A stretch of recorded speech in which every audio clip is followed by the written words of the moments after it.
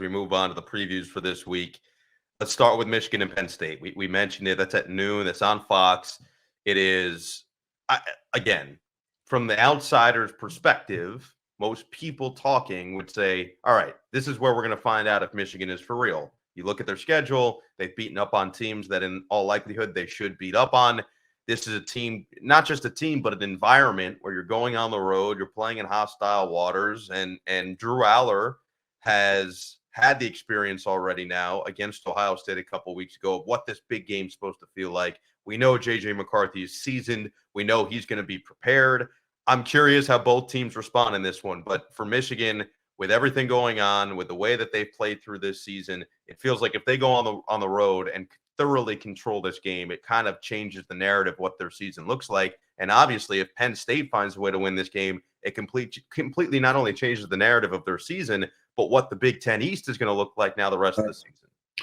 Yeah, absolutely. I mean, this game was always thought it was going to be one of the big heavyweight games in the league, and it is. And Penn State is definitely good enough to beat Michigan, okay, if they play their best game. And they're going to have to play their best game of the season to do that. But they have the talent to do that. Their defense is talented enough to give problems to J.J. McCarthy and the Michigan offense, right?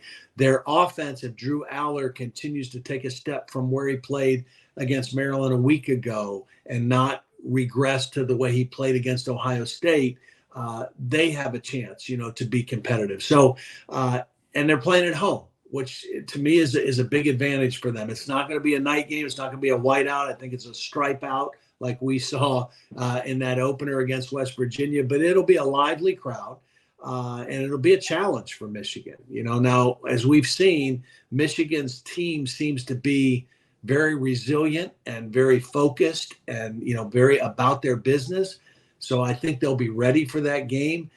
It'll be interesting to see, again, if anything is done by Big Ten Commissioner Tony Petitti between now and then that affects Michigan as they go to that game. I mean, if there's any kind of a suspension of Jim Harbaugh or any kind of consequences for that program between now and the start of that game at noon on Saturday, that'll be interesting to see and kind of what effect that may have on the team. So, but I think it's going to be a heck of a football game. I think the one thing Penn State still has to be, thinking about and kind of why they had this game circled. Last year in the game in Ann Arbor, Penn State gave up 418 yards rushing to Michigan. Okay. Now, Michigan is not the same running team as they were a year ago. I don't think this version of the offensive line is quite as good as the one they had last year. Not quite. And they haven't relied on the run as much as they have the pass this year. So it's a different offense. But nonetheless, Manny Diaz and that Penn State defense, they definitely remember what that felt like and what it looked like, and will want to put their best foot forward in this one on Saturday. Will be a fascinating matchup. I know that everybody will be glued to the screen, making sure that they're tuned in to see how Michigan handles that.